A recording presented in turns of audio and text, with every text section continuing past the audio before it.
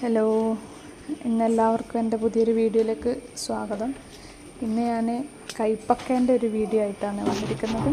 കൈപ്പക്ക ചെറിയൊരു സ്ഥലമാണ്, അപ്പോൾ ആകെ അതൊരു 4 കുണ്ട് കൈപ്പക്ക മാത്രമേ ഉള്ളൂ. ആ കൈപ്പക്ക പടർന്ന് പന്തലിച്ചിട്ട് നല്ലതുപോലെ ഉണ്ടായിട്ടുണ്ട്. അപ്പോൾ അതിൻ്റെ ഒരു വീഡിയോ ആണിത്. ചിലതൊക്കെ ഇങ്ങനെ വളഞ്ഞിട്ടൊക്കെയാണുള്ളത്, എന്നാലും ഒരുവിധം കുറച്ച് കൈപ്പക്കയൊക്കെ നമുക്ക് കിട്ടിയിട്ടുണ്ട്. കുറേയൊന്നും നടാൻ പറ്റിയിട്ടില്ല. അതുകൊണ്ട് തന്നെ ഞാൻ പറഞ്ഞില്ലേ, 4 കുണ്ടിലായിട്ടൊരു ഏകദേശം ഒരു 8ഓ 9ഓ മറ്റോ കൈപ്പക്ക വിത്താണ് നട്ടത്. അപ്പോൾ അതിൻ്റെ അകത്തുനിന്ന് കിട്ടിയ കൈപ്പക്കയാണ്. ഇപ്പം കുറച്ചൊക്കെ ഉണ്ടായി വരുന്നുണ്ട്. എന്താ നിങ്ങൾ കാണുന്നില്ലേ?